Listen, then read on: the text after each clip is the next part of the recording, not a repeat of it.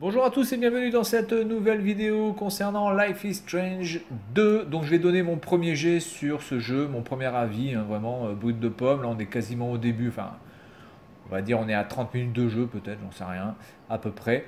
Donc pour être bien clair, on va prendre les choses dans la chronologie. Donc on va dire que Before the Storm c'est le numéro 1 même s'il est sorti en deuxième. Ensuite il y a Life is Strange le deuxième même s'il est sorti en premier. Et puis donc celui-ci, Life is Strange 2 qui est le troisième. Voilà, pour que ce soit bien clair au niveau de la chronologie. Before the Storm, Life is Strange 2. Donc nous n'avons plus aucune nouvelle de Chloé et de Max dans cet épisode pour l'instant. Je ne sais pas si ça va arriver. En tout cas, il y a un lien par rapport à la tempête qu'a subi Arcadia Bay, parce que moi, j'avais fait disparaître Arcadia Bay dans la tempête. J'avais sauvé Chloé. Et donc du coup, on se retrouve dans cet épisode qui se situe aussi dans l'état de Washington au début. Pour lancer, il faut que j'appuie sur R2. Attendez, hop. R2, ah oui, c'est là. Hop, allez, on va chercher. Donc voilà, donc on est toujours dans l'état de Washington, même si là on est dans l'Oregon, pas loin de, c'est quoi? Oregon, je ne sais plus le nom de la ville, Portland, voilà.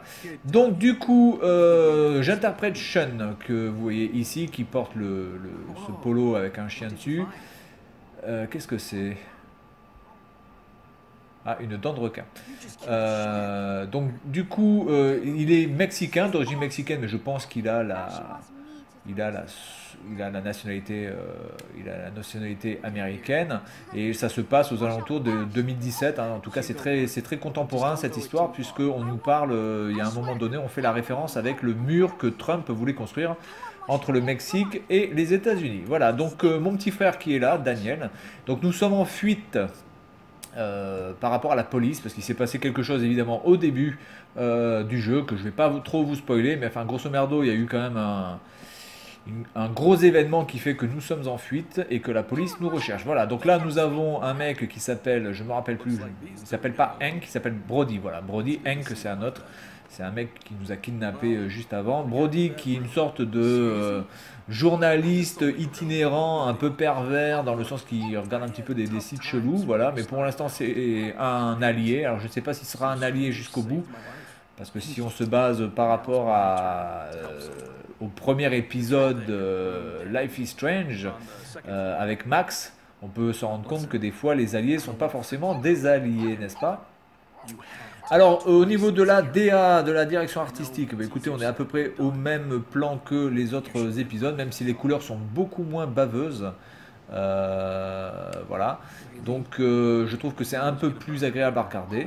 Au niveau de la musique, on est à peu près aussi dans le même ton, c'est-à-dire des musiques un peu mélancoliques, un peu douces, très relaxantes, euh, tristes aussi quelque part. Voilà, donc nous avons récupéré un chien qui s'appelle Champignon. Voilà. On va donc continuer un petit peu l'histoire. Alors, qu'est-ce que je peux dire? Bah, écoutez, pour l'instant, j'adhère pas tellement au personnage de Sean, même si, évidemment, on est qu'au début. Je préfère Daniel, bizarrement. Je trouve que Daniel, le petit frère, a beaucoup plus de tempérament. Il est beaucoup moins lisse. Sean, il est un peu lisse, quoi. Il est vraiment pas intéressant pour l'instant. Et le seul personnage que j'ai trouvé vraiment intéressant, qui était au début, c'était Lila. C'est-à-dire, c'est la meilleure amie de Sean.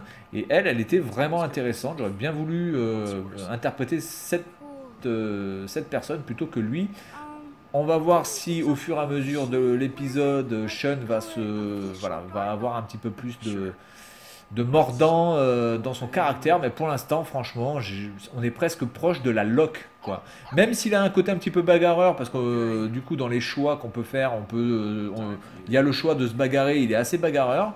Mais bon, ça suffit pas vraiment à faire un personnage très, comment dire, très intéressant, très au-dessus des autres, quoi. Pour l'instant, c'est un personnage lambda que l'on croise dans la rue. Voilà, ni plus ni moins. Il n'a pas cette petite chose en particulier. Donc là, apparemment, Brody et nous allons nous séparer. Chacun va faire sa route. Donc pour l'instant, apparemment, nous devons aller au Mexique, puisque le père de Sean et Daniel à une maison là-bas. Et donc pour fuir la police, pour l'instant, apparemment, le plan, c'est d'aller au Mexique pour fuir la police et être tranquille. Voilà. Alors après, je vois pas vraiment le rapport avec les autres épisodes. Je pense que c'est vraiment un épisode à part. Et puis donc on a plus ce côté un petit peu mystique où on pouvait remonter le temps. Voilà. Alors en sachant que l'épisode avec Max c'est vraiment mon épisode préféré, c'est vraiment l'épisode que j'ai surkiffé, alors que bon à la base c'est pas du tout mon type de jeu et c'est vraiment cet épisode là qui m'a fait jouer jusqu'au bout et j'ai même fait quasiment une odyssée là-dessus. L'épisode Before the Storm, pour moi c'était pas quelque chose. Trouvez votre chambre. Trouvez votre chambre. Alors attends. J'ai des clés là, c'est quoi? C'est des clés de quoi ça? Est-ce qu'on pourra rentrer chez nous un jour? D'accord. Trouvez votre chambre. Donc là, on a ça. Alors l'inventaire, lui, est plutôt bien fait. C'est assez... ouais, c'est pas mal fait, hein. C'est assez joli. C'est beaucoup plus joli hein, graphiquement, hein, clairement. Donc l'épisode Before the Storm, moi, ça m'avait pas vraiment plu parce que c'était très gnangnan. C'était franchement gnangnan, hein, je le dis clairement. C'était bon, l'épisode avec Rachel et Chloé. Il y a, hormis la fin de Before the Storm qui m'a vraiment, je vais pas dire glacé le sang, mais qui m'a bien fait, voilà, qui m'a un petit peu, qui m'a pas fait peur, comme on pourrait dire ça, qui m'a bon, on va dire glacer le sang, mais bon, c'est un petit peu trop, c'est un petit peu trop fort, glacer le sang. En tout cas, ça m'a bien plu cette fin, clairement, c'était bien trouvé. Before the Storm, dans l'ensemble, ça reste quand même du Hélène et les garçons entre deux filles, quoi. Du coup, cet épisode, ben, j'espère qu'il sera beaucoup mieux. Donc là, je suis au début, c'est pas catastrophique, mais je me fais clairement chier. Il y a énormément de dialogue, il n'y a pas beaucoup de choix. Le peu de choix qu'on fait, on n'a pas l'impression que ça altère beaucoup de choses. Parce que par exemple, quand je me fais kidnapper par le mec du supermarché, bon, je me suis battu et du coup, il m'a kidnappé. Mais je pense que si je m'étais pas battu, de toute façon, il m'aurait kidnappé aussi. Voilà, donc pour l'instant, je trouve pas que les choix que l'on fait apportent grand chose. On n'a plus cette notion aussi. Alors attendez, peut-être que là, si on fait quelque chose, peut-être qu'on peut faire un pierre-feuille-ciseau, peut-être que ça peut marcher. Pierre-feuille, allez hop, feuille. On n'a plus cette notion votre ami va se souvenir de votre réponse, il s'en souviendra, elle s'en souviendra. J'ai gagné, j'ai gagné. Allez, on recommence, on va jouer. Euh, donc quand on fait des décisions qui des fois apparemment sont des décisions assez critiques, on n'a pas vraiment l'impression que ça sert à quelque chose. Et ça c'est un petit peu dommage parce que c'est justement le but du jeu, c'est vraiment de voir si nos choix font quelque chose de différent, etc. Et pour l'instant, j'ai pas cette notion-là. Tous les choix que je fais, j'ai l'impression que si j'avais choisi autre chose, ça aurait fait une cinématique différente, mais globalement sur la suite, ça aurait fait exactement la même action juste après. Donc c'est un petit peu dommage. Alors pour ça, il faudra peut-être que je joue une deuxième fois et que je teste les choses. Note manuscrite. Alors par contre, il y a toujours cette chose-là de regarder, de tout lire, de tout regarder. Bon, ça c'est un petit peu lourd, je dois avouer. Alors après, il y a quelques petites choses dans le jeu qui m'ont un petit peu perturbé. Par exemple, à un moment donné, il faut téléphoner. Alors on est à la maison à ce moment-là.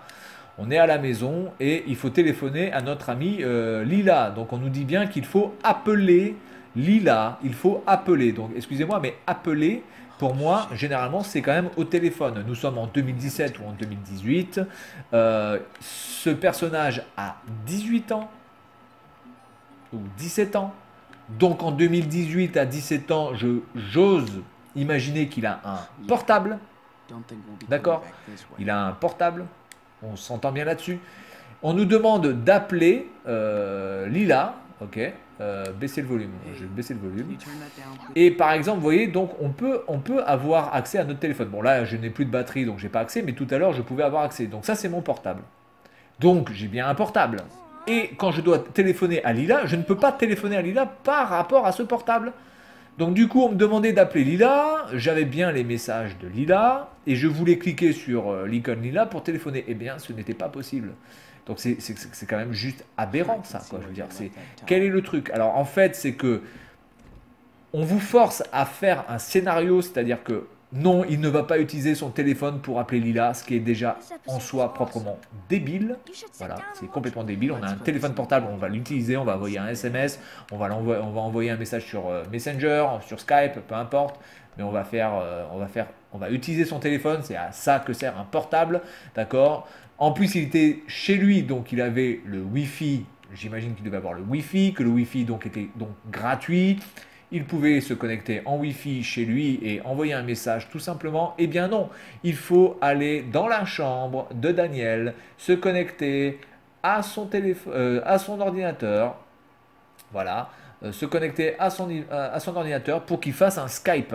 Et en fait, ça, c'est tellement scénarisé parce qu'il faut absolument qu'à ce moment-là, Daniel soit dans sa chambre pour que ensuite se fasse le scénario. Et ça, pour moi, c'est déjà une très très grosse erreur parce que ça n'a pas de sens. Ça n'a pas de sens d'aller dans sa chambre alors qu'il pouvait très bien le faire à ce moment-là dans le garage, puisqu'il était juste dans le garage au moment où il faut que j'appelle, ou dans le salon. Il doit absolument aller dans sa chambre. Ça n'a pas de sens pour moi. Franchement, ça n'a pas de sens si ce n'est que d'installer un scénario. Donc voilà, la pierre est un petit peu trop grosse à avaler pour ce scénario. Ils auraient pu trouver une autre idée. Ensuite, il y a eu une autre chose avec le flic qui vient nous faire chier. Bon, déjà, il est en patrouille tout seul. Bon, alors, aux États-Unis, on peut avoir des patrouilles avec un seul policier. C'est pas en soi quelque chose euh, d'impossible. Même si de base, généralement, ils le font souvent à deux. Et surtout, ce qui est un truc hallucinant, c'est que quand vous avez un policier qui fait une patrouille tout seul, généralement, il est expérimenté. C'est pas un rookie. Et là, clairement, le mec, c'est un puceau de la vie. On voit que le mec, il tremble et il est tout seul dans sa bagnole. Bon, voilà, bon, c'est pas très cohérent, ça non plus. Voilà. Ensuite, il y a une autre scène où à un moment donné, ils sont sur le bord d'une route où il y a 3 voitures qui passent dans la journée. J'avais envie d'aller au milieu de la route simplement pour être au milieu de la route. Et le mec, il te dit, ah ben non, je vais pas aller au milieu de la route parce qu'il faut que je montre l'exemple. Donc tout est vraiment trop, trop, trop scénarisé. On avance dans un couloir et c'est franchement chiant, quoi. Surtout dans des zones où on pourrait être un petit peu libre. Voilà, dire aller au milieu de la route, c'est pas quelque chose de ouf dans un jeu vidéo, quoi. C'est pas un truc de ouf. Eh bien non, on est obligé de marcher sur le bas-côté. C'est quand même... c'est lourd, franchement c'est lourd. Voilà, donc ça c'est pour le critique. Après, au niveau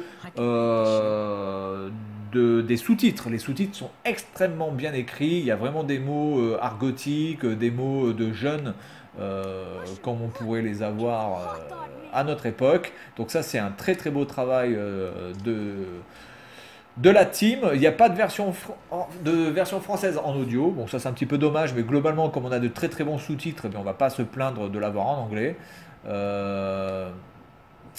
La musique est très bonne. Graphiquement, c'est beaucoup plus fin aussi. Et le gameplay s'en sort parfaitement. Alors après, il y a un truc aussi qui est un petit peu lourd, c'est le fait de dessiner, parce que bon, apparemment Sean c'est quelqu'un qui adore dessiner. Et quand on doit dessiner, franchement, bouger le bouton L là, de gauche à droite perpétuellement, c'est quand même sacrément casse-couille, pour pas dire autre chose. J'aurais pu trouver un autre truc. Préparer le bain de Daniel. Voilà, on va préparer le bain de Daniel. Alors pour l'instant, toutes les actions que j'ai à faire, c'est franchement de la merde. Préparer le bain pour Daniel. Attendez, Daniel, il a 9 ans ou 10 ans, je crois. Hein. Voilà, donc il a 9 ou 10 ans. Ça ne veut pas dire qu'à 9 ans ou 10 ans, il n'est pas capable de préparer son bain lui-même. Hein, ça me paraît quand même un truc de ouf, ça, de ne pas être capable de le faire. Alors, préparer son bain, je veux bien préparer ton bain, Coco, mais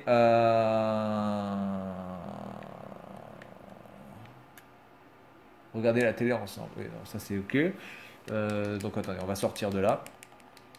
Donc, pour l'instant, les actions qu'on fait, les choix que l'on fait, c'est vraiment pas terrible.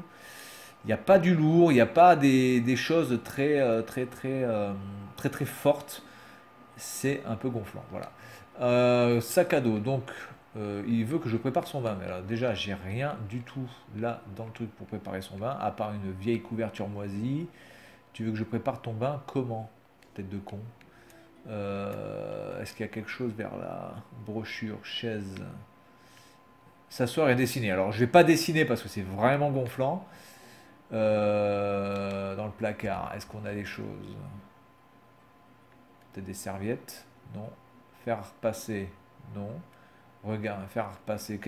Quel est l'intérêt de regarder un fer à repasser, sans déconner? Quel est l'intérêt pour un mec de 17 ans de regarder un fer à repasser? On va regarder le fer à repasser et alors? Regardez, lit. Ça, c'est ça. Bon, écoutez, bon, je pense qu'on va s'arrêter là parce que là, j'ai pas envie de tourner en rond pendant 10 ans pour savoir comment lui faire faire son bain à ce connard. Donc moi je vais m'arrêter là. Voilà pour l'instant mon premier jet sur ce jeu. C'est pas mauvais. Je m'attendais à mieux par contre, ça c'est clair. Je m'attendais à beaucoup, beaucoup, beaucoup. Ah oui, attends, oh là là là là, parce qu'il faut que j'allume.